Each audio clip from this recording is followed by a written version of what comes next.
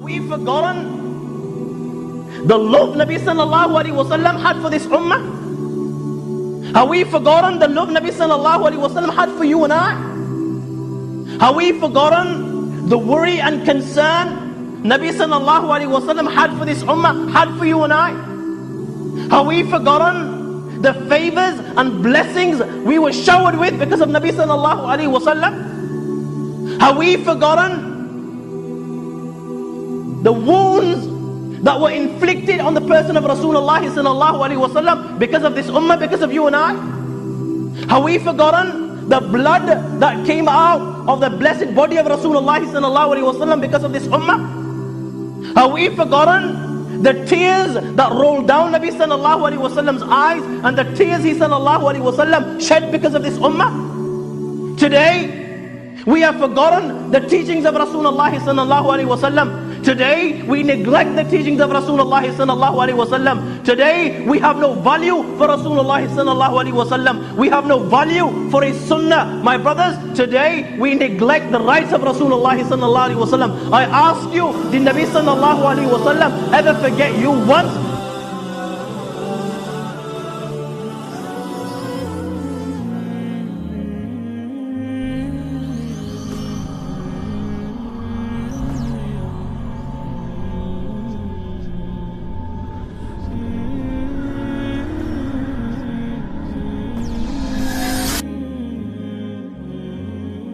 Was very awe-inspiring when you saw him. He was monumental, grand in nature.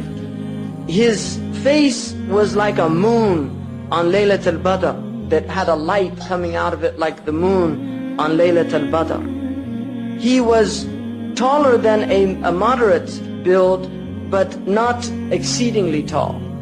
But he was of a middle stature inclining towards height, because everything about him was middle. Everything, even his physical description, his color was a middle color. Lam yakun amhaq. He wasn't pasty white and he wasn't black. He was a color like what we call the harvest moon. And his hair was neither straight nor curly.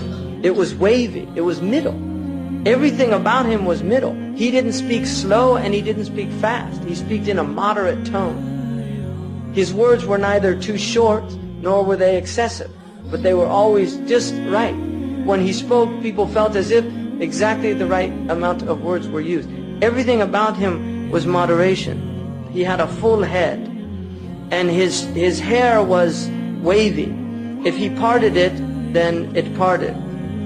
It never went past the lobes of his ears if he allowed it to go long, because sometimes he would cut it for ibadah, like the umrah or the hajj, when he shaved. But when he let it, it went to the lobes of his ears, and in some riwayah, just above the shoulder. He had a large forehead, which in physiognomy traditionally was an indication of high quality. And then his eyebrows, they were full, and there was a slight space between them. And then he had a vein on his forehead that if he got upset, they could see the vein. Sallallahu alaihi wasallam. The upper part of his nose was aquiline, so he had a beautiful nose that had like a bridging on the upper part, and his eyes were very dark. Sahl al-Khaddain. He had a high, beautiful cheek. He had a mouth that was full, so that when he spoke, his pronunciation was perfect. His teeth were beautiful. There was slight space in the teeth. He had a light hair on his chest. His neck was like a gazelle's neck. He had a beautiful neck and a high neck. It had like a beautiful, like a silvery clarity to it. He was balanced in all of his outward aspects. Badinan, he had a strong build, mutamasikan, and it was all perfectly formed. His stomach and his chest were equal. He never had a large stomach. He had no paunch. Even when he was in his 60s, his stomach was always flat. Sallallahu alaihi wasallam. Allahumma salli alayhi. He was full-chested, and ba'ida ma bayn al-mankibayn. His shoulders were broad, and he had a large bone. Also his trachea, where it met there, There was space. And then he had a light hair also on his stomach. Sallallahu alayhi wa sallam. Ariyat Thadyain, he had no hair over his breasts. He had hair on his arms and some on his shoulders and the upper part of his chest. And he had large, full hands and full palms, and his feet were arched, and he was sinewy and strong. Limbs were strong, and he had full calves, but his feet were so smooth that water would pour off. Sallallahu alayhi wasallam. And then when he walked softly, quick-paced, as if he was walking on an incline. When he looked to somebody, he didn't just turn like this, he moved his entire body, sallallahu alayhi wa sallam, to give full attention to that person. He looked more at the ground than he did up. His glance was generally down because of the power of his glance. And then most of his looking was mulahadha. When he looked at people, he didn't maintain his stare. He would look and then move away. So as he looked at people, he never fixed his focus on people because of the effect that would have on the people. He was always grief-stricken. What that means is that if you looked at him, like if you saw him in the mosque, sallallahu alayhi wa sallam, if you saw him in the mosque and you looked at him, you would think that he was grief-stricken because the istighraq, his presence with his Lord was so intense that his face would have a sense of being completely absorbed in thought. He smiled. He always looked at people and smiled and made them feel joyful. He never made people feel depressed. He laughed at things that they laughed at. And Aisha said, كَانَ مَزَّاحًا فِي الْبَيْتِ. He was always joking with us in the house. I joke, but I never tell a lie in my jokes. Always I speak the truth. A man came to me, he said, Ya Rasulullah, أَعِرْنِي جَمَلَكَ. Let me borrow a camel. He said, أُعْطِيكَ وَلَدَ نَاقَةٍ. I'll give you a baby of a she-camel.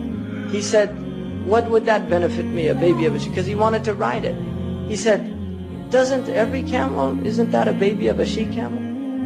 Sallallahu alayhi wa sallam. And then another time, a woman, Ajuz, came up to him and said, Ya Rasulullah, أَأَدْخُلَ الْجَنَّةِ? Am I going to go to paradise? He said, لَا تَدْخُلَنَّ الْجَنَّةِ Ajuz. Old women don't go to paradise. And she became so upset. And then he laughed and said, سَتَدْخُلِنَّ شَابَّةً. You're going to go in young and youthful. And then she was happy.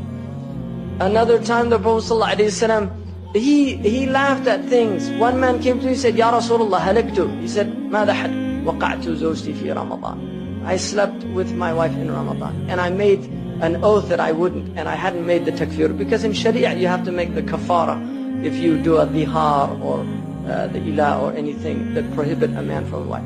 He said, what did you do? ما حملك على ذلك? What made you do that? He said, يا رسول الله رأيت بياض حجليها في القمر فوقعت عليه. He said, I saw my wife in the moonlight and I couldn't help myself. And the ضحك رسول الله. He laughed at the man. He said, لا تفعل ذلك. No, كفر. Go and do your the expiation.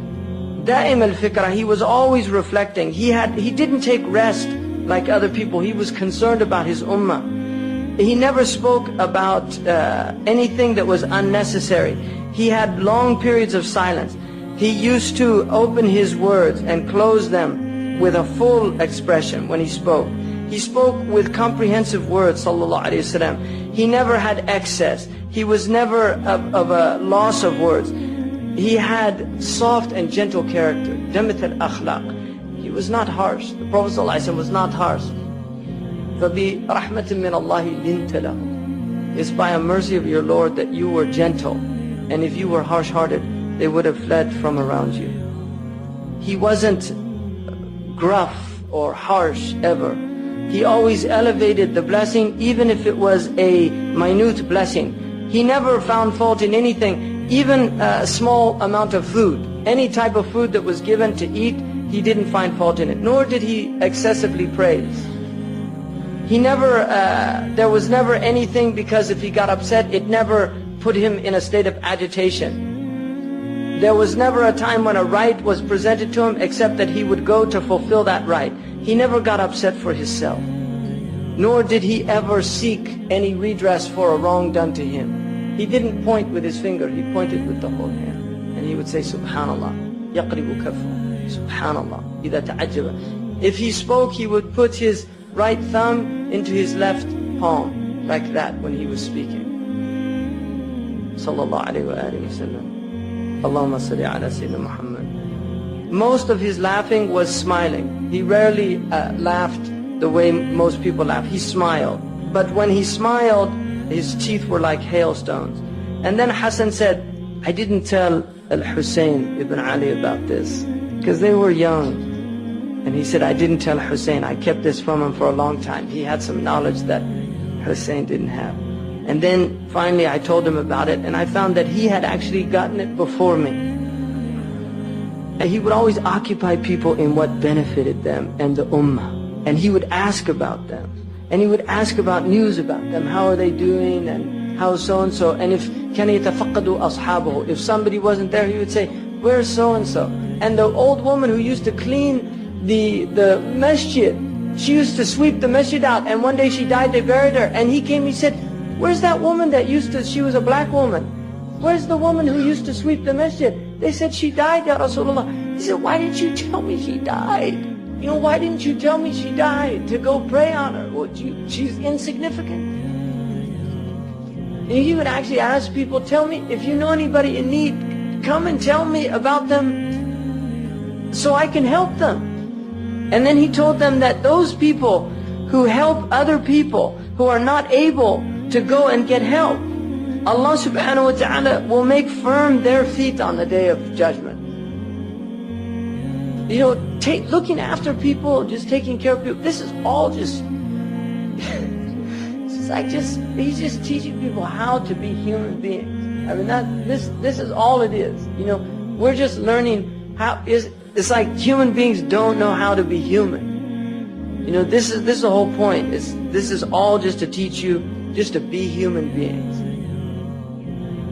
عاش القلب إخلاصا وصرت تحوم كالطير تحلق في ثقافات وتنهل من ربى الخير.